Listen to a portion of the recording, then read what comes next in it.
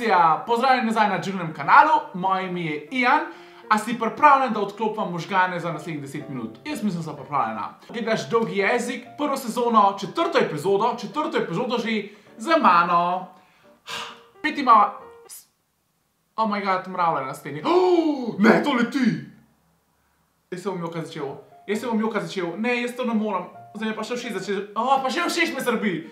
Če kdo karkoli vidi letati, je to ena mečkana mravljica, ki leta. Ne vem zakaj, ne vem, kdaj mravlje letajo. Okej, 3 stvari imamo danes za predebatirati. Prva stvar je, verjetno ste že porajali od vseh teh reklam, ki so na vsakem drugem panoju zunaj. Tudi v Sloveniji se začela resničnostna oddaja, resničnostni šov Poroka na prvi pogled. Za vse tiste, ki ne veste sploh, o čem govorim, bom vse predebatiral. Sploh, kaj je Poroka na prvi pogled, kakšen je sploh koncept te oddaje, ki je naprimer že v tujini zelo znana. Odgovoril bom na vprašanje, ali se res poročijo, to bo za on zvedel, ali je to samo nateg. Druga stvar je Denis Avdić. Nikoli si ne bi mislil, da bom jaz govoril o Denisu Avdiću prostovoljno. Hetam se.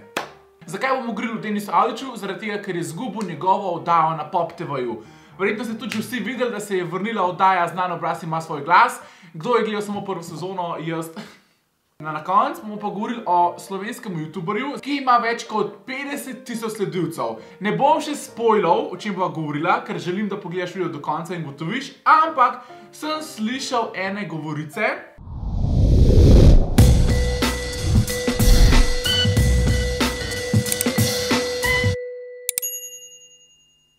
Prvo stvar imamo oddajo Poroka na prvi pogled. Verjetno ste že videli, kakor sem že prej omenil, vse te panoje, ker jih je res ogromen. Dajte povedati, a se sam meni zdi, da Planet TV vedno pretirava s panoji?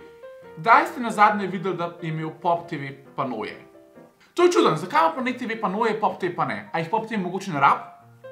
Format te serije je narejen tako, da se 6 samskih žensk in 6 samskih moških, ki so med sabo popolni neznanci, poročijo kar takoj, ko se prvič zagledajo. Glede na njihove želje, ki jih predčasno povejo, bodo pare po svoji presoji združili 3 strokovnjaki na področju odnosov.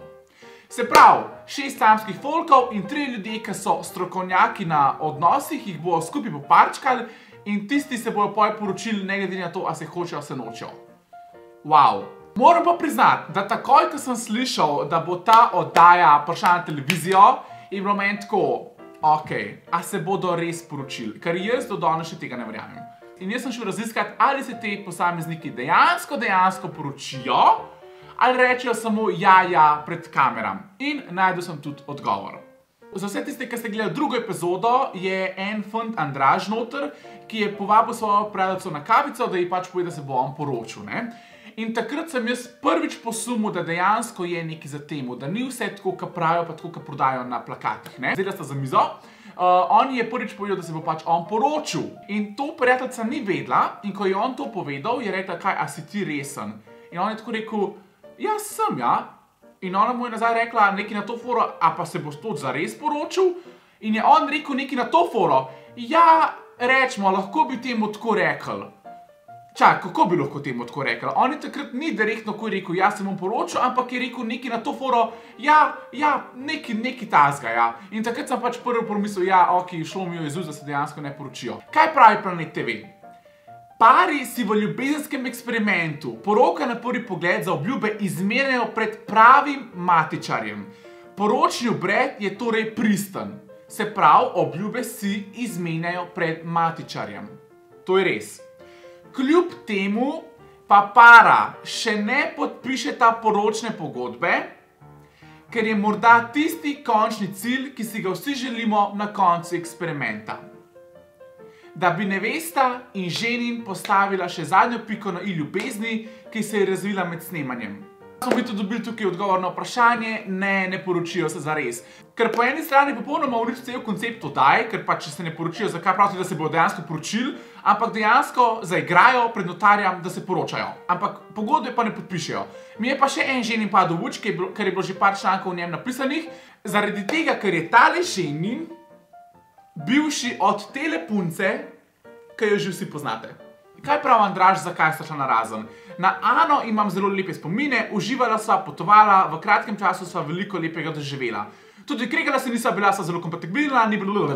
Karkoli, ne zanima me.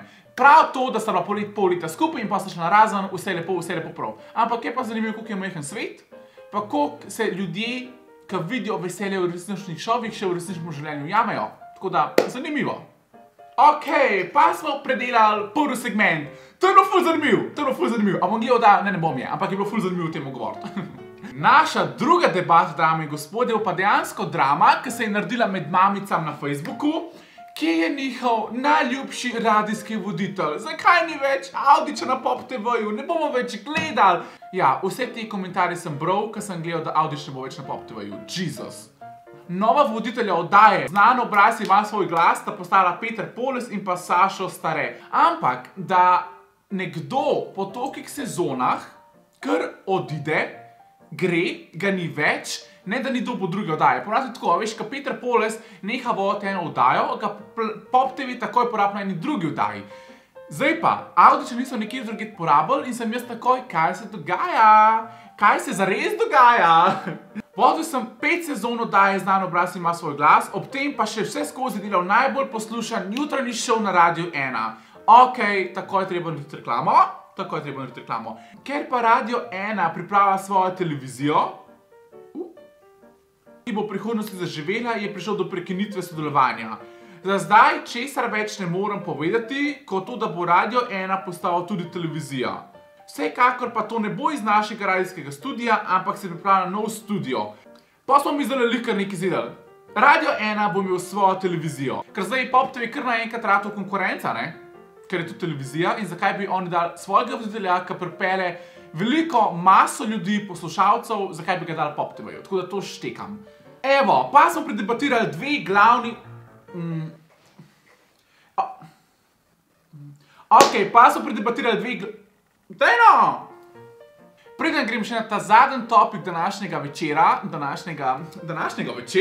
se moram še hitro vrniti na topike, ki smo se jih pogovarjali v prejšnjem posnetku. Jan Plestenjak pa njegova študentka sta še zmeri skupaj, sanjskega moškega še vedno niso razkrili in pa Kim Kardashian in pa Kanye West sta se končno tudi uradno ločila, sodnik je to določil, in pa Kim Kardashian West ni več West, ampak je priimek West vrgla stran in je zdaj samo še Kim Kardashian.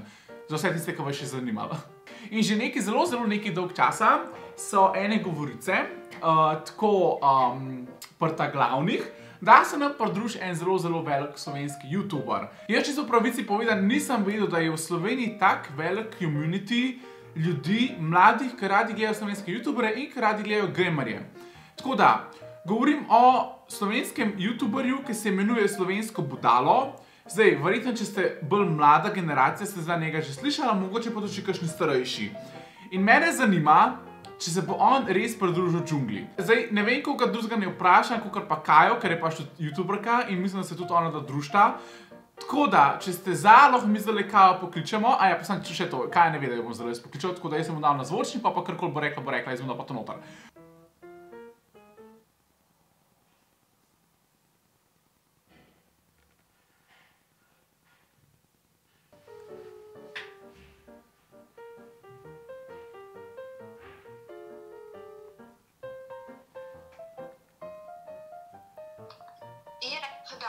Ja, živijo. Živijo. Kaj delaš? Nič. Lina? Ja. Ej, jaz sem se pa čisto malo eno stvar spraševal. Kaj si se spraševal? Ampak to mora med nami ostati, prav? Ja. A je res, da ti kmalu ne boš več največja slovenska youtuberka na Džunginmu kanalu? Kje si pa to slišal? Ne, ti mi povej. A si se kaj slišala? Ja, večkrat smo že govorili, kaj ti naj rečem. Jaz ne bom nobenih zaupnih informacij tukaj povedala. Kdaj pa pride poj kaj snemat? Ja, prvo ga bomo mogli krstiti, to bo kar težko. En tak izziv, da bo se prestrašil, še preden bo začel snemati. Se pravi, če ga moramo krstiti, poj pride na džunglo. Ja. Oh my god, ful dober! Zdaj sem se izdala. Oh my god, lej, jaz tega ne bom uporabil v nobenem videu, to čisto med nama ostane. Ja, gospod Zdogije. Ja, dobro, ne, pa jaz sem tudi to, da ga mi dva krstiva. Pa tako eno hudo, da mu zapleteva. Ja, valjda, se si zasluži. Ja, pa lepo se maj. Grem jaz zdaj nekaj še naprej delat, pa se pa slišal pojdo. Zmejeno. Ok, maj se. Ajdi. Čau, čau. Čau, čau. Evo, sam toliko, da ste vedeli, da so vse te informacije prvo zvedeli na dolgem jeziku pri meni.